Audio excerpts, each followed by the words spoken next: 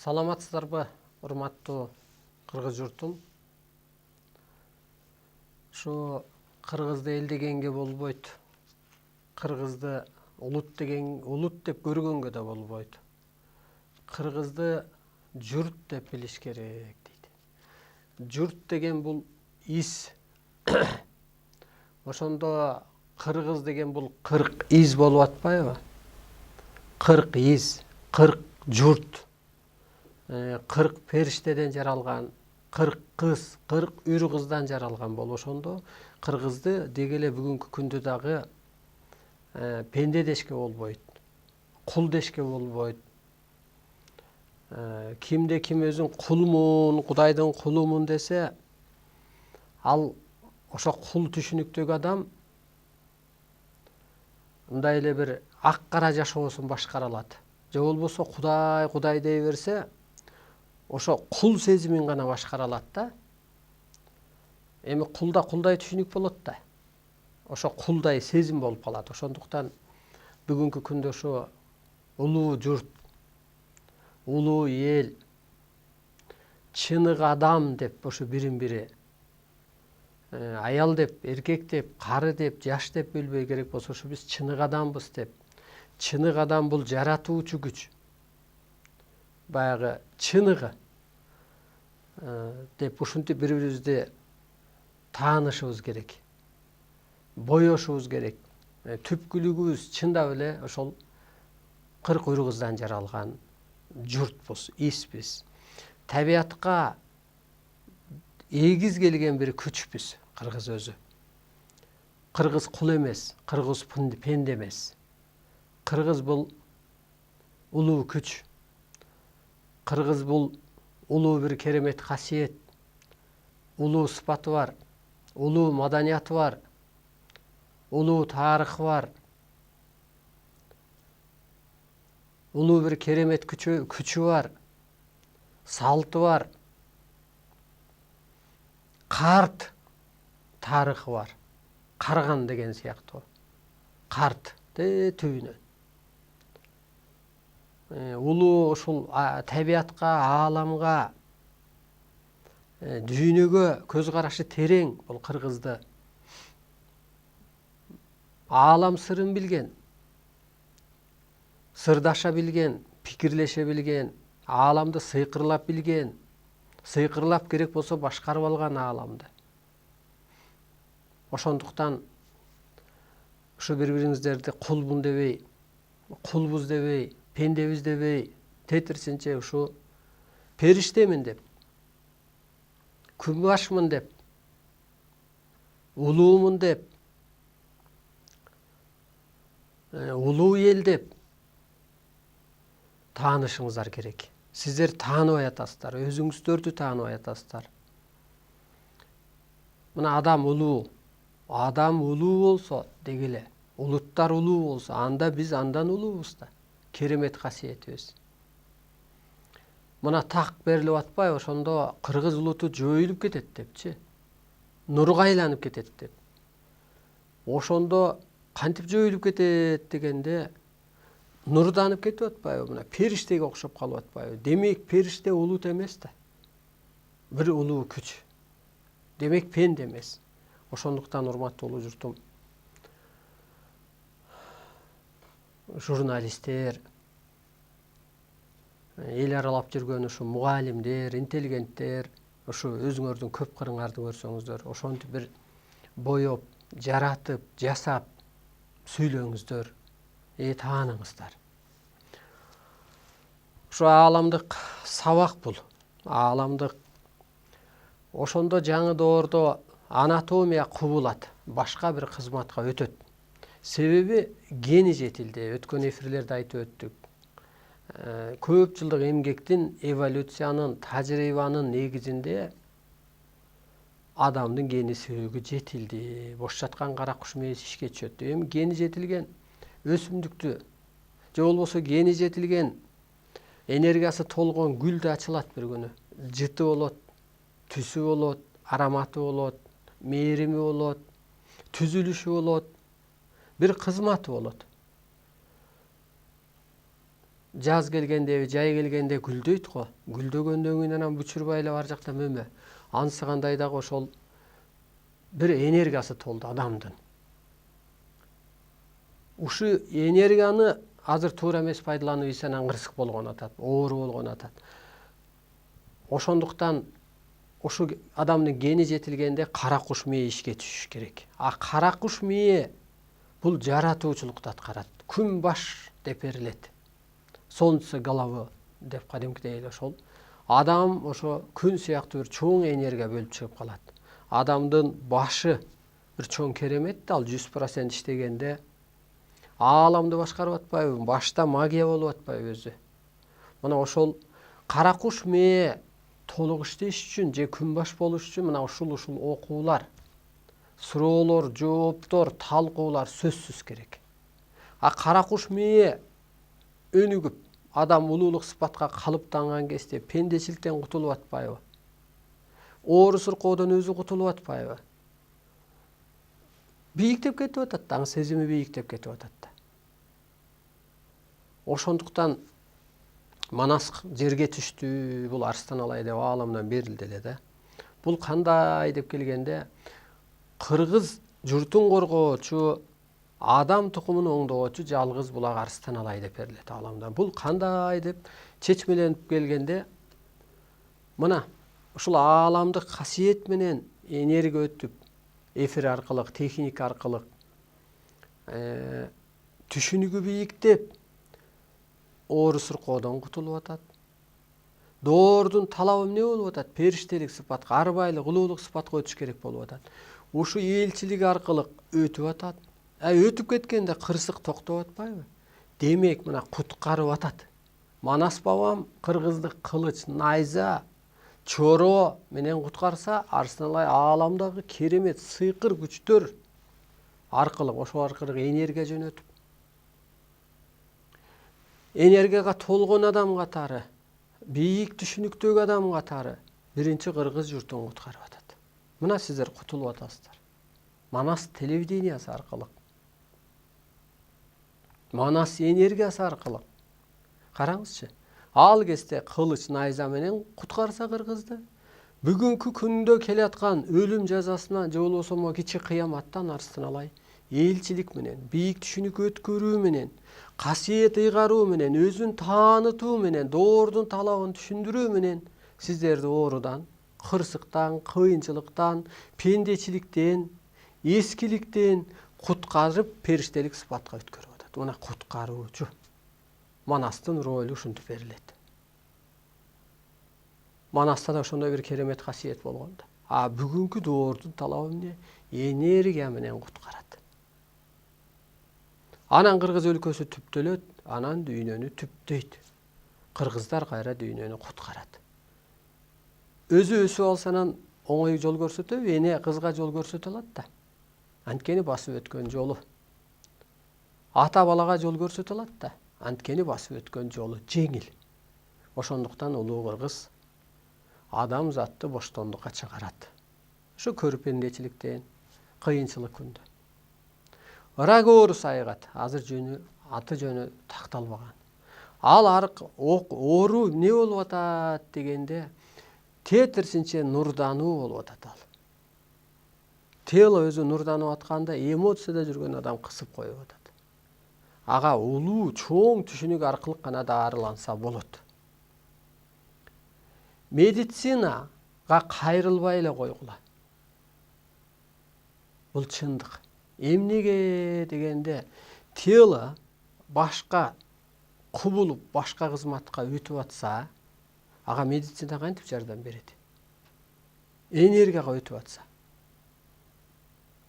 Же болбосо ошо өтө албай, ошо кара куш мээси жаратуучулукту иштете албай, же болбосо ашказан аалам жерден мусорду сиңирип ал дейт да, ошондо ашказан оору. Ал кандай деп сиңириш керек дегенде,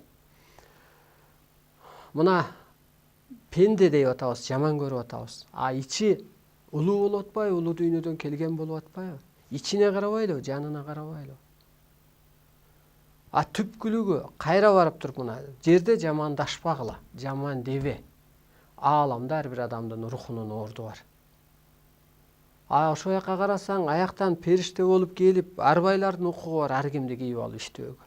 Мына мени жан кийип, сизди да жан кийип атат да, жан ошол арбайда, азыр өз арбайын тартып жүрөт дегендей. Ошо качкан падышаны да жакшы көргүлө. Себеби бул күндү көрбөсө кыргыз ойгонбой мок эмес экен да. Азыркы өйдө төмөн адамдарды дагы жакшы көргүлө. Себеби бул күндү көрбөсө дагы көрүнмөк эмес да. Мисалы дин келбесе, аны бүгүн жакшы деп жүрмөк. Азыр болсо чыгыш керек экен. Бул чектүү экен, бул рамка экен. Же каражат. Каражат азыр адамды пендечиликке тартып коюп атпайбы? Касиетиңди учуруп коюп атпайбы?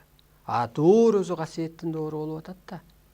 Адам азыркы күндө каражаттан кырсыкса иштеке эмес. Ал жердик нерсе, касиетинен кырсыкпасын. Касиети болсо каражат болот, туштук болот, ашык болбосо дагы өзүнө баягы өлбөгөн адам алтын аяктан суу ичти дегендей. Эң башкысы улуулук сыпатын жоготкон жок, периштелик сыпатын жоготкон жок. Ошол сыяктуу эле урматтуу улуу журтум, мына ашказан жана сиңирип алат дегендей, сиз да эгер сиңирип албасаңыз, анда сизге медицина жардам бербейт. Ал эмне деген түшүнүк? Ошо ичиндеги жанына карасаңыз, сиз эч кимди жаман көрбөйсүз. Кудай жаман көрбөйт да, баарын жаратканда. Бул Кудайдын эле программасы жүрүп атат да азыр дүйнөдөчү. Аалам мыйзамы түшкөндөн кийин адам мыйзамдары ажал азабап келип атат.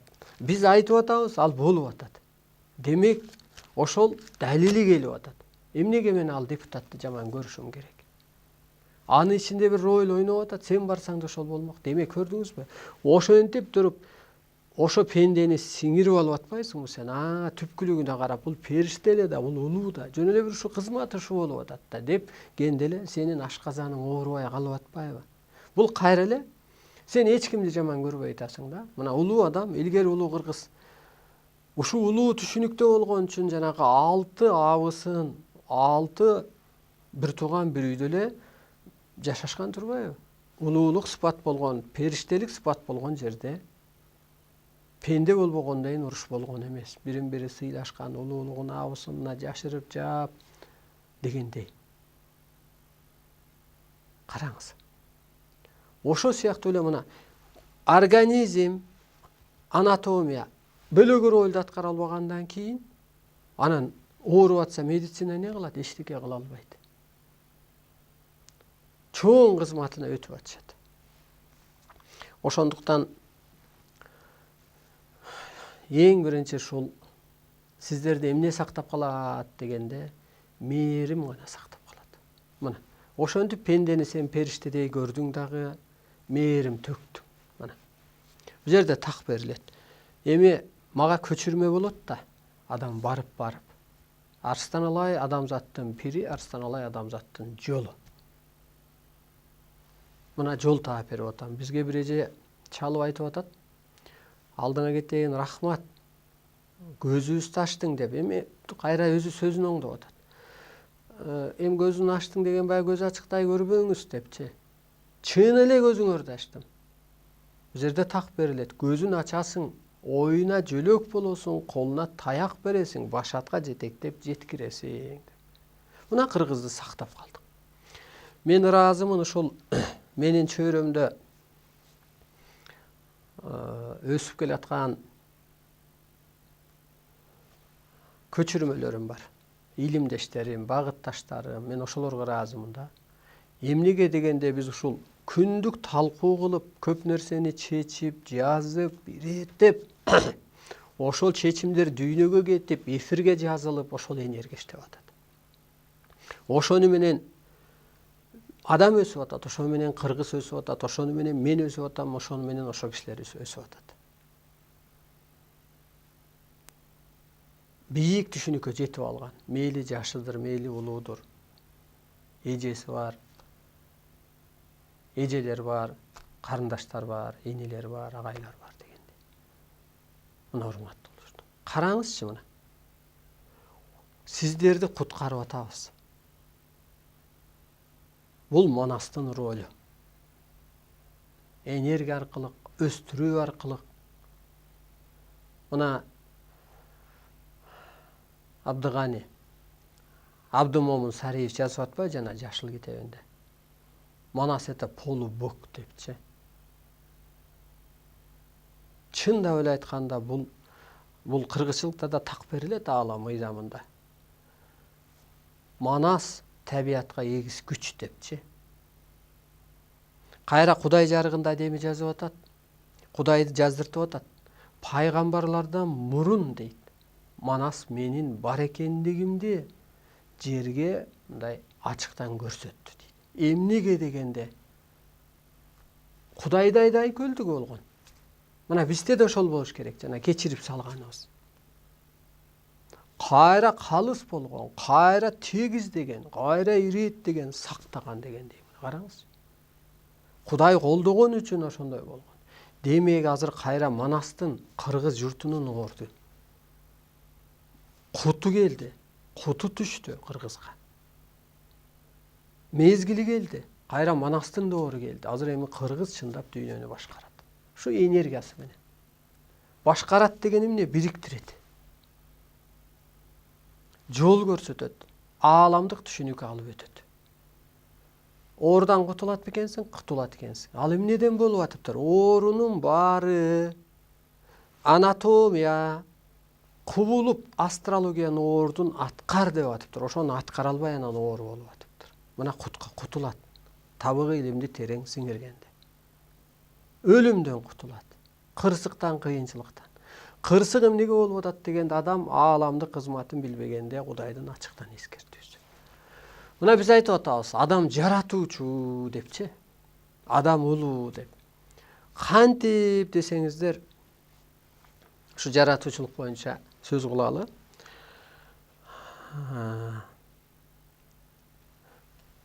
Ушу ааламдык сабак убакта өзүңүздөрдү өтө бош алып жүрүңүздөр, отуруңуздар, бошотуңуздар, мүмкүнчүлүк болсо жатып алыңыздар. Мынча сөздү сиздер сиңире албайсыздар. Керек болсо ушу мени куйруктуу жылдыз деп мындай берет. Куйруктуу жылдыз деген Марс деп, Марста эми арбайлар, инопланетандар, улуу күчтөр жашаган деп ошонун энергиясы түшкөндө адамды кийет экен. Анан куйруктуу жылдыз арстан алай сүйлөп бере кыркып кете берет дейт, баягы куйругун кыркканда деп көрсөтүп анан ал элге, дүйнөгө, абага чачырап кете берет. Ансагандай мен сүйлөгөндү эртеси күнү өзүм эстеп кала албайм. Ошо кыздар жазып, түшүрүп, китеп кылып кете берет. Ошол сыяктуу сиздер да сиңире албайсыздар мынча сөздү. Эң биринчи сиздерге азыр энергия керек, тазалануу керек. Ошондуктан колуңуздардан келсе бош кармап, жатып алып, жөлөнүп, оорукчан балдарды, карып калган эн аталарды кулагы укпаса да алып келип коюңуз, көзү көрбөсө дагы. Себеби энергия жүрөт бул жерде. Анан эң башкысы эмне болот дегенде мына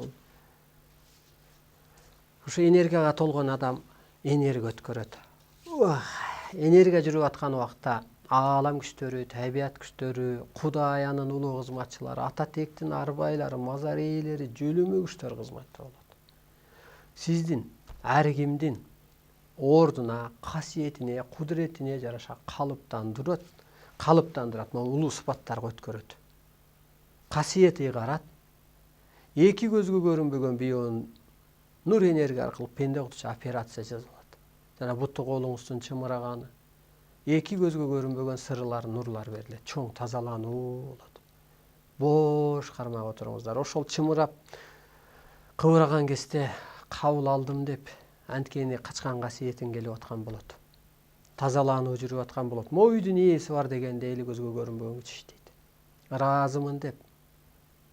Пендечиликте түнөк да сиздин үйүңүз, көкүрөгүңүз кайра жан дүйнөңүздүн түнөгү. Ошол уруш болгон жерде 40 күн периште качат дегенде ошо кысылууңуздан, эски түшүнүгүңүздөн качып кеткен касиеттериңиз кайра келет. Кабыл алдым деп, ыраазымын деп. Арстан алайдын энергиясына ыраазымын деп. Бул чындык. Анткени бир адамга айланат дүйнө. Тобо деп, мүмкүн уйкуңуз келсе тынчып уктап, бошотуп өтүң өзүңүздү. Телефон техниканы өчүрүп, анча-мынча көрдүк жашоону кое туруп, бул шарт ааламдан ушинтип берилет. Активдүү катышкыла деп. Ошолор кызматта болот. Бизде бир аппарат бала айтат. Биз мындай ордого барганда денеңди бошотчу деп жаткырып коебуз. Ошо кезде инопланетян учуп келет экен дейт, тарелкасы менен бизде бир аппарат айтып атат. Ана ушу жат кой бер дегенде кой бере койсоң операция кылат экен, болбосо карап туруп учуп кетет экен дейт. Эми бул аппаратчылык. Анысы кандай ошол мына Америка, Россиядан ушу ютубтан көрүп энергия өтүп атат кадимкидей, буту колубуз чымырап, духубуз көтөрүлүп атат дейт. Ошентип бир адамга касиет аркылуу байлайт. Болбосо бир мамлекет каражатына, бир бай бийлигине, бир падыша бийлигине, милиса бир удостоверениясына таянып, бир дин өзүнүн бир китебине ошентип дүйнөдө ажырым боло бермек. Азыр эми бир адамга арга жок ошо анатомия, ден соолук үчүн сиздерди бириктирет. Бул ок, арстан алай. Бош кармаңыздар. Ошондо бүгүн жаратуучулук. Эмнеге сен жаратуучусуң? Эмнеге жаратуучу болушуң керек? Же мен кантип жаратам дегенде сиз экиге бөлүңүз. Таныңыз жерге таандык дагы, жаныңыз ааламга таандык. Жан арбай, арбайын тартып жүрөт, өз арбайын көрүп жүрөт дегендей. Ал ак турбайбы? Ааламда турбайбы мына жогору жактагы? Алар жерге түшкөн турбайбы? Түштү. Мына ошондо алар арбайлардын укугу бар экен. Эскиче биз айткан Кудай деген бир түшүнүктө биз айтабыз го, Кудай жан алып жан салат деп мисалга. Азыркы түшүнүктө арбай. Бизге Алладан дагы арбай жакын болуп атат. Алланын астында мына Алла бул жерде болсо, арбайлар андан ылдый адамзат үчүн жооп берип атат. Демек, жан алган, жан салган ким? Арбай, кызматчылары. Түш аянды берген ким? Арбай. Анткени Аллага ал отчет берет. Мен эне атам мен үчүн отчет жооп берет да элдин астындабы. Анысы кандай? Мына ошо аалам, арбайлар ааламдык сыйкыр күчтөр. Арбак башка. Ал экинчи дүйнөдөгү арбай, жетинчи дүйнөдөгү агарган, байыган. Мына ошо күчтөр жараталат экен. Адам ата, Манас ата, бата чыкканда жана ата жолунда багыт берип атабы? Ооруңду алып коюп атпайбы? Кагып койдум, агартып койдум, актап койдум дегендей эле. Карарган жериңди, ооруган жериңди. Көрдүңүзбү? Ошо сыяктуу эле жан ошончо күчтүү экен. Сиз өссөңүз да сиздин жаныңыз ошончолук бийик экен. Демек алар жараталат. Демек алар энергия өткөрө алат, операция кыла алат. Эскиңди кагып коет, духуңду көтөрүп коет. Азыр ата жолу жабылат. Жана ата жолун пир тутуп жүрбөйбү? Себеби ата жолу дагы эле мынтип багыт берип жүрбөйт. Ал жөн эле бир алипе же бир башка этап эле болду. Ал бир эволюция. Эми адам ошо арбайлык деңгээлге жетиш керек болуп атат. Мына жеткен адам ошентип энергия өткөрүп атат. Демек алар жаратуучу экен. Жан өзү улуу турбайбы мына? Жан алып жан салып коет экен, кырсык берип коет экен, кыйынчылык берип коет экен, оору буйруп коет экен. Жаның ааламдан келгендиктен сен ошондой улуу экенсиң. Сен ошондой жаратуучу экенсиң. Сенин жаның түбөлүктүү экен. Ошондуктан сиз жаратуучусуз. Кайра да сабак өткөнбүз. Дагы кайталап коеюн. Могу чексиз ааламдын ээси адам. Эмнеге дегенде бул чексиз ааламдын ээси адам атабы өне баштаган эле арбайлар. Аалам ошондон түзүлгөн, адамдын рухунан, арбайлардан. Арбак колдосун дегендей эле. Менин ата тегим, сенин ата тегиң адам атабы өнеби? Демек сенин жаның, мояктын ээси адам ата, сенин тегиң болгондой сен эки дүйнөнүн ээсисиң. Ошондуктан ошондой керемет күчкө ээ бол деп атат. Ошон үчүн жарат, бое, жомоктоштур, өзүңдү жарат жок дегенде. Мен пенде эмесмин, мен периштемин. Менде оору жок, менде оомат бар. Мына бүгүн талкуу кылдык. Ошо көчүрмөлөрүм, илимдештерим, ошо оордубарлар, чыныгы кызматчылар, чыныгы адамдар деп коебуз. Периште сыпатка өткөн кыздар, эже агайындар. Мына ошолор болуп талкуу кылдык. Кырсык, мына кыргыз кырсыкты. Туш тарабынан көрсө бул өтө жакшы. Эмнеге дегенде, могу пендечиликтин жарыгы өчкөн атат. Азыр дүйнөдө пендечилик жашоонун куту учкан атат. Демек бул жерде кут учса, жарык өтсө, жарык күйгүзүшүбүз керек же жайлоону элестетели бир журтту.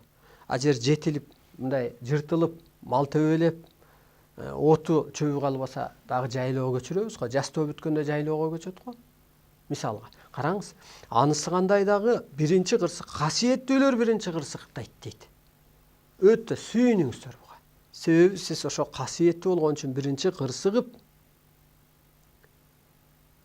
мына кыргыз асты дүйнөнү кыдырып кетип, дүйнөгө бир өсүп кетип, дүйнөнү көрүп келип, аң сезими бийиктеп, материалдык мирди бекемдеп, үйүн салып, машинесин алып, кийимин жаңыртып, ага тууганына жардам берип дегендей.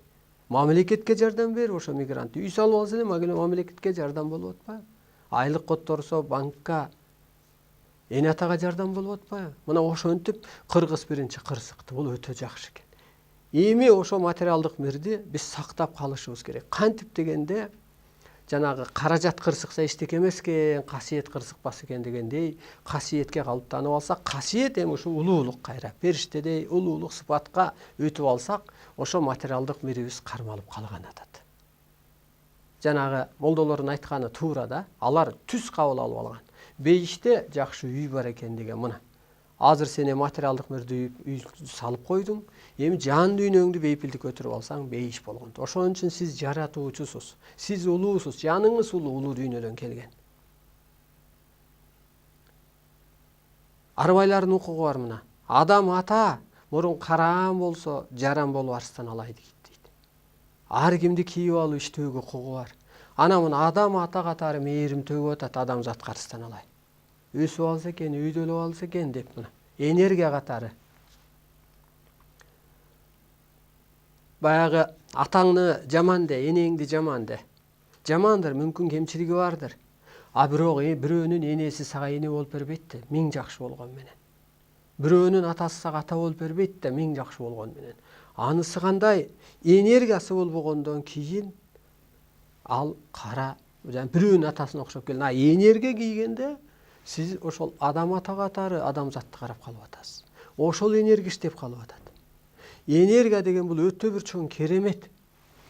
Энергия деген бул мындай түшүнсөңүздөр болот. Ата өлгөндөн кийин малы балага буйрубайт деп коет го. Малы кандай кеткенин билбей калат го.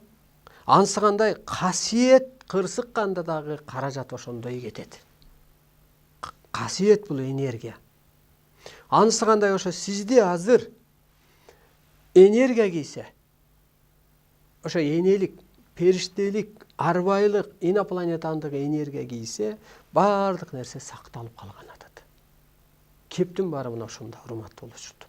Ошондуктан биз кул эмеспиз кыргыз, пенде эмеспиз, бир байкуш эмеспиз, биз жөн эле бир улут эмеспиз, биз чоң журтпуз, биз улуу күчпүз. Ошону бул ачык, муну кыргызды дүйнө акыры тааныйт. Анткени ошо касиети, керемети иштейт. Мына урматтуу улуу журтум. Ошон үчүн бул берүүнүн аты дагы кут аталышы жөн эмес. Ошо кыргызга чындап кут түштү. Кыргызга эмес, адамзатка кут түштү. Аалам жерге кут түштү. Адам ушундай эми өсүү болот. Адам көккө айланыш керек, табиятты жашылга айландырыш керек деп милдеттеме берилет. Ошондо көккө айлануу деген бул эмне дегенде, көк теңир деп коебуз го, көккө теңир дегендей, көк теңир кереметтери жерге түштү. Мына азыр сен ошого калыптан, бул 30 жыл, 300 жыл мурун түшкөн эмес. 20 жыл болду, 18 жыл болду. Мына калыптанган адамдар калып атат. Алар ак экен да, ак. Мына аалам күчтөрү ак экен. Табият өзү ак экен. Ааламдан так берилет. Адамзатта бир адал жер калбады. Табиятта бир арам жер калбады дейт. Ойлонуп көрсөң чындык. Ошондо сиз көккө айланышыңыз керек, көк теңир кереметине. Же болбосо ошо периштедей агарышыбыз керек. Агарган кезде мына ааламга, же болбосо бул жерде мындай мээрим, бул өзү бейиш. А ким мээрим төгө алат? Ааламды, адамзатты, табиатты тааныган гана адам мээрим төгө алат. Момун мусулман төгө албайт бунучу. Буну ошол ааламдык мынау жаңы илимди сиңирип, сугарылып агарган адам гана, өзүн тааныган гана адам төгө алат. Бизде ушу бүгүн телефон алуулар бар, бирок кошпой эле балдар алып, сурооңорду жазып, анан аягында бир 10 мүнөт калганда кагаз түрүндө алып келип берет, анан алыбыздын келишинче убактын жетишинче талкуулап коелу. Мындай идеяны ушу элден түшүп атат. Ыраазымын, бир Баканбаевден бир байке чалып. Анан ойлонуп көрсөк туура экенсиби, ушу улуу сөз баратканда же анык угулбай, же ортодо ажырым болуп ушундай болуп атат дейт. Бирөөлөр айтат, ушу помеха болуп калып атат, мүмкүн бирөөлөр жолтоо болуп атабы деп, эми аны текшерип көрө элекпиз. Бирок ошол телефон алууларга мен албайм, балдар алат, сурооңорду жазат, анан жооп кылайын. Мына урматтуулуу журтум.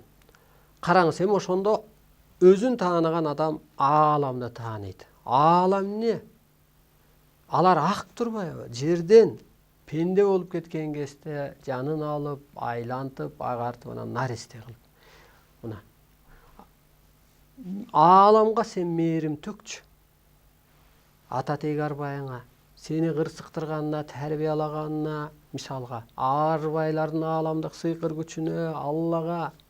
Алланы биз кеп кылбай туралы, Алла минтип айткан деп. Алланы сураганга, Кудай Теңирди сураганга адамдын аң сезими жетпейт экен. Биз өзүбүздү тааныбай атабыз, анан Алланын баягы оор сөз менен айтканда балекетин албай эле коелу дейилчи. Ишарат берген арбайдын тилин түшүнбөй атабыз. Түштөн аян берген, байланыш аян берген, мына ошону берген келип албай атасың, анан каякта Алланы айтасың. Мисалга. Ошо сыяктуу ааламды, Алланы же арбайларга мээрим төкчү. Кереметине ушунча кереметти берди, ыраазымын. Мен ыраазымын, менин тегерегимде ушу эфирден укмуш көп адам өсүп атат. Мен угуп атам, чалып атат. Биз ыраазыбыз. Мына караңызчы, мээрим төгүп атабыз. Мына мээрим өзү бейиш. Бейишти издеп атат го могу мусулмандар. Алар көрдөн издеп атат, күлкү келе турганда ишти. Кече бирөө мага жөнөттүр WhatsApp'тан, ошого ишенесизби деп. Молдо бирөө ошентип жооп кылып атат, дават жүргүзүп атат. Бир мечитте кайсы экенин билбейм. Аны ошондо айтып атат. Бейиш деген көрдө депчи. Анан эл угуп отурат ошончу. Айланайын кыргыз, кайда түшүп кеттиң? Ошону чын деп угуп отурган. Келиңиздер, менин айтканымда реальность барбы же ошол жерде барбы? Ошо жакта дейт, үй берет экен дейт да. Ошо жакка барып пайгамбардан сураш керек дейт. Сөөгүң жатса, аны жылаан жеп атса, курт кумурскага жем болуп атса, кайсын сурайсың? Прям түшүнүп алган. Бейиш мына 3-чү дүйнөдө. Арбайда, ааламда, жаның ааламга чыгып кетип атпайбы? Бул көмүскө бейиш. А көрүнө бейишке түшүп атат азыр жашоо. Анткени чексиз аалам жерге түштү, бейишти жерге курабыз деп атпайбы? Азыр тозок жашоодо азыр жашап атабыз биз. Ошондон кутулуп бейишке өтүп атабыз. Ошо бейишке чыгыш үчүн мээрим керек. Бул жерде так берилет. Диндерди, улуттарды бириктирүүчү, бейиштин жүзүн ачуучу кеңештин ээси Арыстан Алай деп. Мен ошо бейиштин жүзүн ачып берип атам мындай жеткан. Момун мусулмандар үчүн деле, же ар бир адам үчүн деле, окуучулар үчүн да керек болсо. Мына ааламды таанысаң, сен мээрим төгөсүң. О мээрим төккөн адам бейишке чыгат. А жөн эле адам мээрим төгө албайт, пас адам эч төгө албайт. Себеби ичириң болуп атса, кимге мээрим төгөт? Ана мына табиаттын бир арам жери калып атыр. Жер эне сени эмне кылып атат? Тесегиңе чейин тасалап коюп атат. Сөөгүңдү жашырып алып атат, жаман жакшыңды жашырып алып атат жер эне. Бир эле бакча жокпузбу? Бир дарак көмүр кычкыл газды соруп алат да кычкылтек бөлүп чыгарат. А биз жаманды соруп ала албай, жана мен айткандай пендени сиңирип алып периште кыла албай атпайбызбы? Тетирисинче жакшыны алабыз дагы, жаманды айтабыз. Караңызчы, жер эне. Анан ушунун баарын билгенде анан мээрим төгөбүз да, мына улуу адам төгөт. Мен төгөм, жакшы көрөм, жалынам, ыраазымын. Эргешбай деген ата бар, мына рухтар менен сырдашууну жазган. Ошонун бир баяны бар. Ааламдык байланышы бар. Бирөө көлгө кетип атан, Эргешбай ата, бата берип коесузбу дегенби. Анан ой бир таш көрсөң ала келчи деди эле, дейт. Анан бир таш алып келип берди, жарым таш дейт. Анан таш сүйлөп баштады дейт. Көлдүн тарыхын берет. Көл кандай пайда болгон Эргешбай атага. Тарых ушунча бир эле таш тарыхты кармап туруп атса, ошол сүйлөп берип атса. Саймалы таш да өзүнүн тарыхын жаздыртат Эргешбай атага. Кыргыздын тарыхын. Мына ар бир секунд жашооңо табият күбө деп турат. Таш тарых кармап атса, аба, арбайлар оюңду окуп атпайбы? Мына ата жолундагылар билет. Анан биздин жалганчылыгыбыз жана жакыр жашоону тартуулаган. Жалганчылык айтылган жерде жакыр болот. Хан жалганбы? Жалган айттыбы? Элде жакыр. Ата жалган айттыбы? Үйдө жакыр. Эне жалган айттыбы? Үйдө жакыр. Жаман сөз оозанган жерде кут качып. Элдин алдындагылар жамандашып атат, кут качып атат. Периштелер антпейт да, периштелер урушпайт да, периштелер уят карышы мүмкүн. Мына биз уят карып атабыз, урушуп аткан жокпуз. Анда өсүү болот да, деп уялат да, энеби атам. Ошентип мына табият мээрим түк. Ошондо адам көккө айланат, табият бейишке айланат деген ушул мына. Анан сен табиятка мээрим төксөң, анан жана зима не будет дегендей, анан кыш жазга айланат.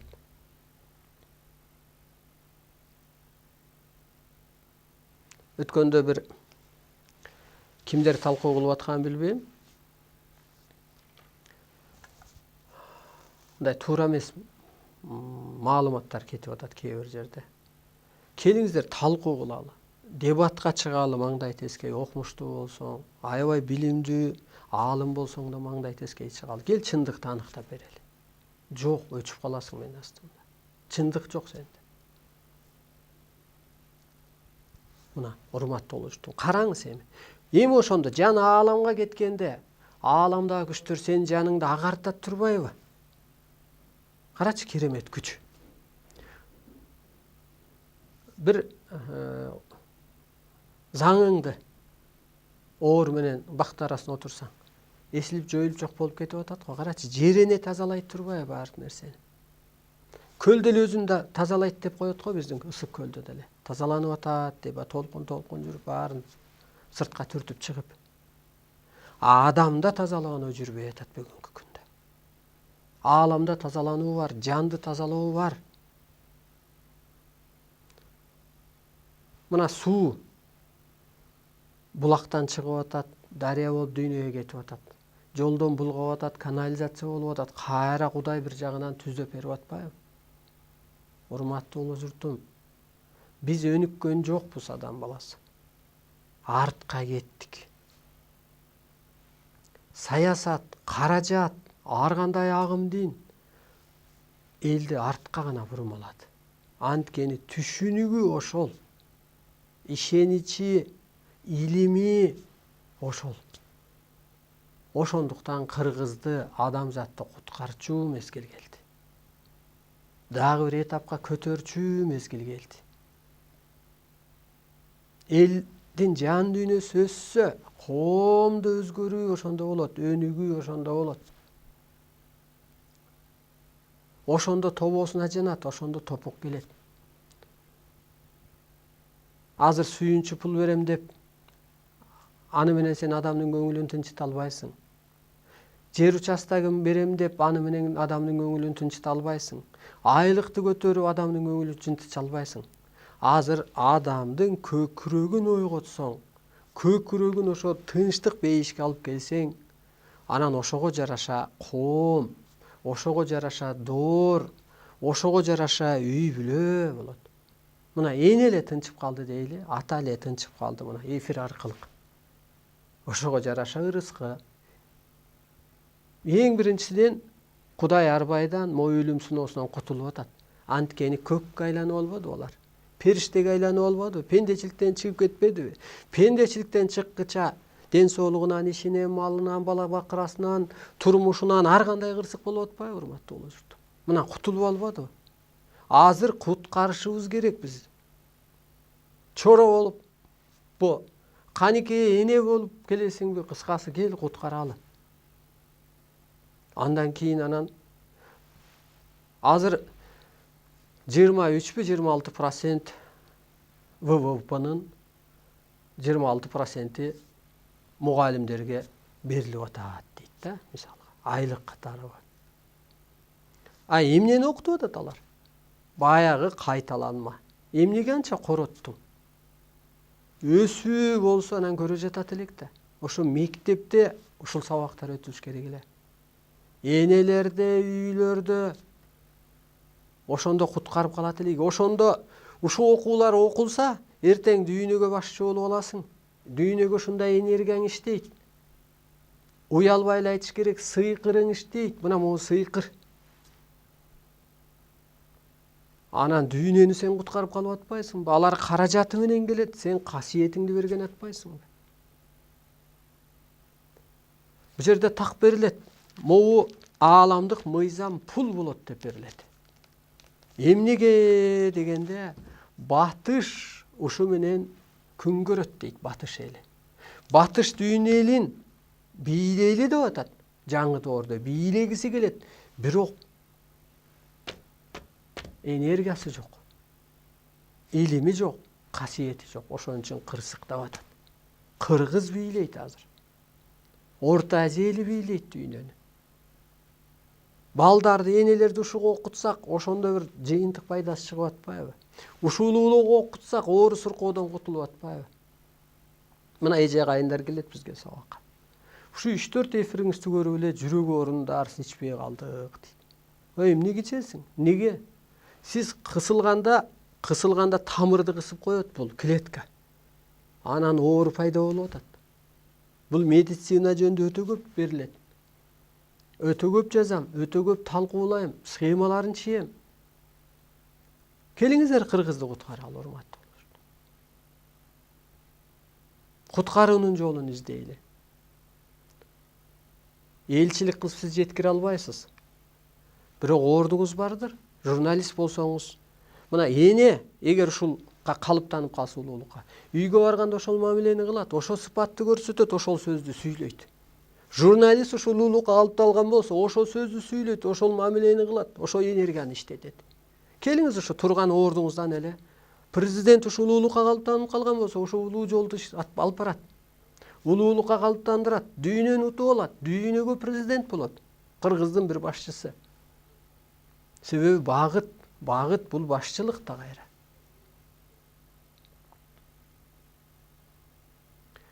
Биздин касиет кырсыкты. Азыр ошо касиетке кайра калыптануу керек. Улуулук сыпатыбызды жойдук. Улуу кыргыз улуулугун тааныбаса, улуттар дээрчи Чыбадаш Сары улуттун улагасында калат. Бул ошо улуулугубузду тааныбай калгандыктан ар улуттун улагасында калдык. Улуулук энергиябызды.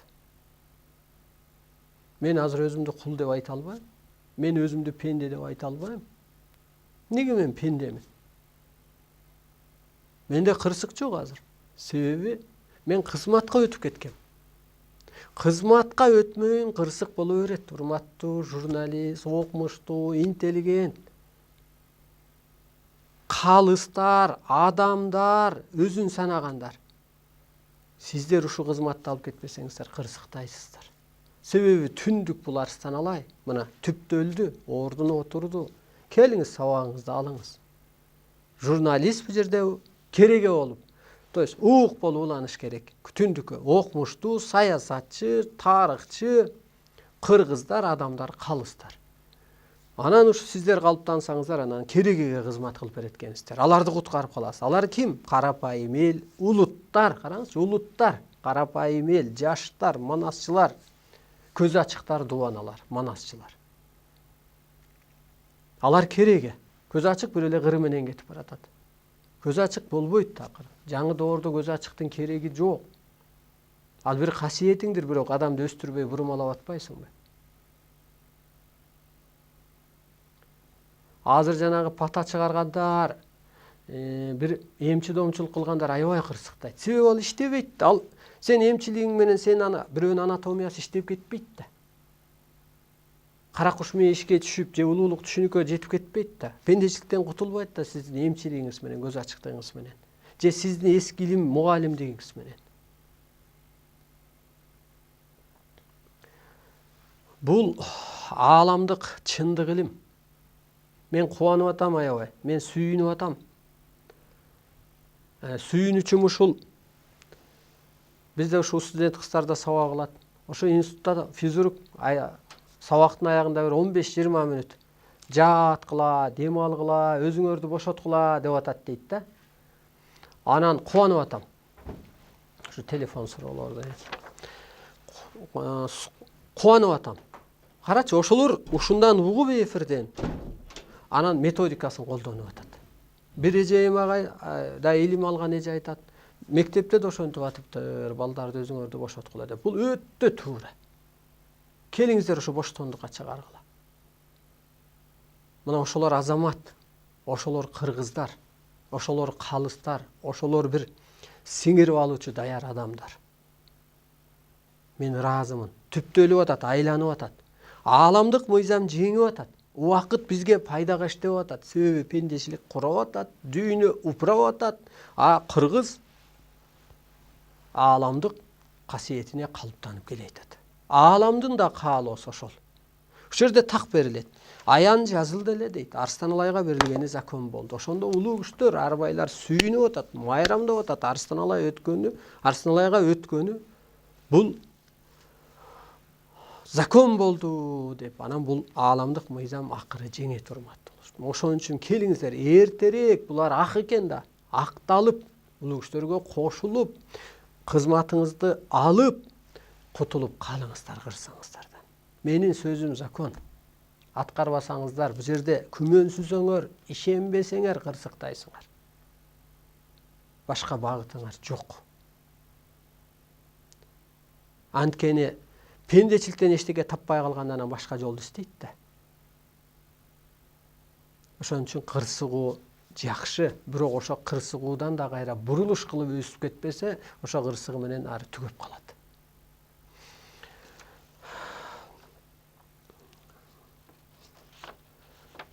Эфирден аягында ошо телефон суроолорго жооп кылалы дедик эле. Ошолорго жооп кылалы. Сөөлдү кандай кетирсе болот дейт. Эми мен ойлойм, азыр адам сакталып калыш үчүн эң биринчи биз туура эмес тамактанып, өлбөй калуу үчүн жөн отурсаң же ааламдык илим менен эле адам өлбөй калбайт. Эски нерсени да кетириш керек. Эски нерсени ошо ичинде пендечилик бар, семирип кетүү бар, эмоцияга кирип алып нервтенүү бар. Ошонун баарынан эле пайда болот. Оорунун баары нервтен, семирип кетүүдөн, туура эмес тамактан, жаман ойдон, ашык сөздөн. Өткөндө эфирде сөз кылдык го. Мына улуу кыргыз утурумдук сөз сүйлөсө, максат жеңил болсо жерине жерийт экен сөзү жел болот экен. Караңызчы, мына улуулукту гана сүйлөш керек турбайбы? Жалган айтса жакыр болот экен деп. Демек, оозубуз улуулукту сүйлөш керек болгондуктан кийин оюбузда улуулукту ойлош керек да. Көзүбүздө улуулукту гана көрүш керек да. Кулагыбызда улуулукту угуш керек да. Же улуулук гана сүйлөш керек.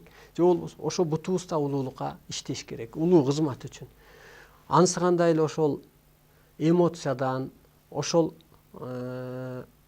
кысылуудан, эмоционалдуу адам тамакты көп жейт, ач көз адам тамакты көп жейт, эрки жок адам тамакты көп жейт.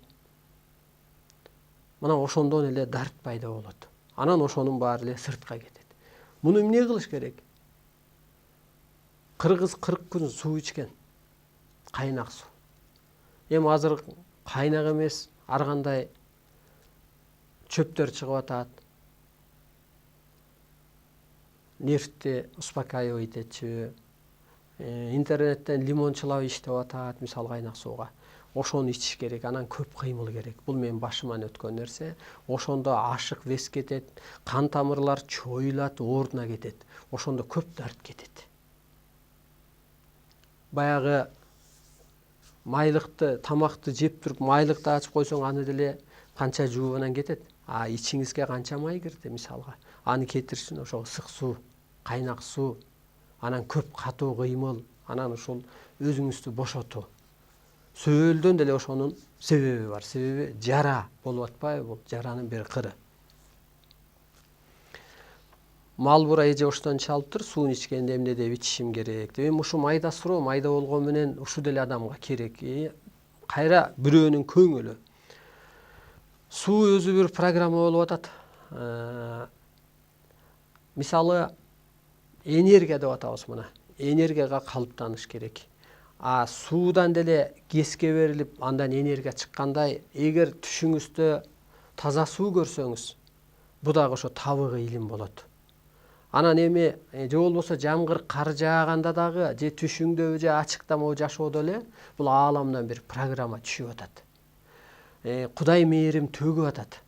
Анысы кандай эле ошо суун ичкенде дагы ушу Кудайдын тазала деп атпайбы ошо сууну. Табият биздин да корпус бар, мына башыбыз таш, көкүрөгүбүз от, колубутубуз кызмат болуп берилет. Каныбыз суу, таныбыз, жаныбыз нур болуп. Анысы кандай табиятта дагы таш бар, жана сактап калат. От бар, бул көкүрөгү энергия жөнөтөт, жана от жагып, кыргыз бакылдап, талкуу кылганда ошонун иштелгени, ишти тазалаганы. Анысы кандай ушул тобо деп, шүгүр деп, бул табият деген, табияттын каны турбайбы бул? Тазалоочу бир керемет турбайбы? Бул ак болуп атпайбы? Бул ак деп айтылып атат. Бул өзү ак деп. Манас атам кутту жашыр деп Бакай атама бергенде, кут булут болуп атпайбы? Бакай атам алып барып булутту булакка жашырып атпайбы?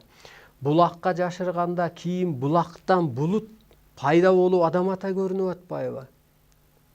Кайра булуттан ошо жер тазаланып, эл көктөп, жер көгөрүп атпайбы? Ошо сыяктуу эле таазим этип, бул Кудайдын адамзат үчүн кам көрүү үчүн берилген деп, бул булактын башы деп, аккан сууда арам жок деп, бул бир чоң энергия, керемет алып келсин деп ичиңиз. Түшүмдө бир сулуу кыз менен Өрүкзарда жүрүпмүн, Тимур Оштон. Аябай жакшы түш экен. Бул сиз эркексиз, ал кыз. Толуктоочу бир энергия. Мисалы Кудай кошкон Куда болуп атпайбы? Анан ошо Куда кошкондон кийин эки бала биригип, нике ант алып, анан бир өсүп атпайбы, бирин-бири толуктап. Бул кайра ошо сиздин энергия. Нике өзү ант, андан кийин ошо эриңиз баягы эркектин үстүнө аттабай энергия көтөрүп жүрөт дегендей эле, ошо кыз бала деле бул энергия, сизди толуктоочу күч. Ошо сизге энергия келип атыптыр, периште келип атыптыр. Аябай жакшы түш. Энергия катары кабыл алыңыз. Мына мени периште байырлап атыптыр деп. Бул ачык эле, чындык эле ошол. Бактыгүл кеминден ушул айткан нерсени кайсы илимге таянып айтасыз? Же оюңуздан келеби дейби, чыгарабы дейт. Жок, оюман чыгаргыдай мен күнөөкөр болгум келбейт. 1998-жылы Алай жергесине бир карапайым эненин көзүнө адам ата көрүнүп, периштелерди көрсөтүп, баягындай көрүнүш катары ушу 3 периште жайгашат, ушу 3 периште кызматта, сен адамзат үчүн илим жазасың, аны ачык алып чыкчу адамды биз башка жакта даярдап атабыз деп ошо аянга бар катары китептер жазылган. Ошого таянып, ал бир тема катары, ал бир программа катары, анан кийин мен жоолугуп, ошол илим аян мага өткөнү закон болуп, ошондо дүйнөдө ошол эскичилик, пендечилик өчүп, аалам мыйзамы жеңип баштаган. Ошого таянып, көккө таянып, көкүрөккө таянып, анан айтып, иштетип атам энергияны. Түшүмдө басып баратып, чалынып жыгылган жерден көп акча таап алдым. Аябай жакшы экен бул Майрамбек балыкчыдан. Сиз азыр ушу жолуңуздан адашып, жана мен айткан эле кырсык өтө жакшы дегендей, кырсыгып туруп анан акча таап алып атасыз. Акча бул энергия болот да. Мындай, мына мен энергия алуумун. Энергия алуу касиеттүүмүн. Касиеттүү адам, энергия алуу адам, же ааламдык түшүнүккө өткөн адам, же периштелик сыпатка, пендечиликтен чыккан адам. Сизде да ошондой болот экен. Андан кийин анан акча сизди ээрчип жөнөйт. Так берилет бул ааламдан. Силер акча дей берип, ааламдык сыпатыңар акчага өткөндө акча силерди өкчөп атат дейт. Азыр ошону өткөрүп алгыла өзүңөргө дейт. Ааламдык сыпатка өткөн кезде акча сени ээрчип жөнөйт дейт. Анткени сен кут дарыган адамды ал жердин куту дагы сени ээрчийт. Ошондо сиз азыр чалынып атыпсыз турмушуңузда. Эми бир мындай аксайт экенсиз, жыгылат экенсиз, мындай турмушта кырсыгуу. Андан кийин анан ошо табык илимге келет экенсиз, жоолугат экенсиз, анан энергия алат экенсиз. Аябай жакшы түш экен. Сиз айткан кутту кантип сезем? Эми кут, энергия бул отурсаңыз эле келбейт. Бул жөн эле баш атты, урматтуу улуу журтум. Бул дүйнөгө да чагылып атат. Эми кыргыз журтун биз жакында бүтүрөбүз дагы, бизге дүйнөгө чакырыктар болуп атат. Так берилет, батыштан 80% даяр, 20% негизин таппаган адамдар келет деп. Анысы кандай, сиздер азыр ичиңиздерден аба аркылыкпы, өсүү аркылык дайын болуп баратасыз да, 20% негизин ушул илим аркылык, менин көчүрмөлөрүм же менден илим алып, ошол окуудан кийин анан ордуңуздарга гана калыптанасыздар. Ансыз калыптана албайсыз. Өзүңүзчө эле анан ташка барып, анан каба ташка барып, анан ажы болуп келип, же бир бала болуп, аны менен же бир өнүккөн бир техника менен өсө албайсыз. Ал көздүн эле бир жеткен чеги, ал бир акылдын эле жеткен чеги, ал техника, ал бул дегендин баары.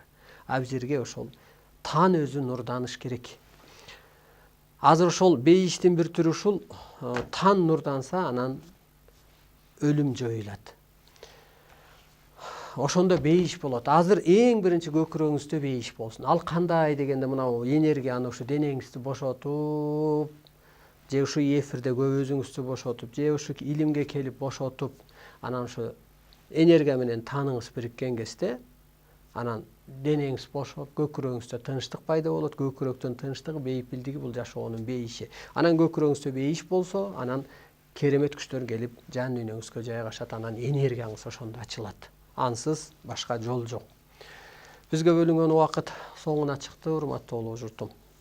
Ушу 1-4 күнү кечки 7-де ушу ааламдык сабактарыбыз болот. Андан сырткары ушу Facebook'та барбыз, анан YouTube'да Арсаналай Кут деп, анан түш жоорулар болсо менин байланыш WhatsApp'ым 706-988-188. Көкүрөгүңүздөрдө бейиш байырласын, көкүрөгүңүздөрдө бир керемет күчтөр иштесин, өзүңүздөргө ишениңиздер, эскичилигиңиздер, пендечилигиңиздерден, кулдугуңуздардан, пенде көз карашыңыздардан чыгып ушу периштелик сыпатка калыптанып, ушу энергиялар үй бүлөңүздөргө жайгашып, ушу керемет күчтөр, ушу качкан касиеттериңиздер калыптанып, бир чоң кереметти утуп алып, дүйнөгө бир багыт берүүчү, башчы болуучу, бир ушу Манастын, Айкөлдүгүн, Кудайдын бир кечиримдүүлүк сыпаттары сиздерге калыптансын.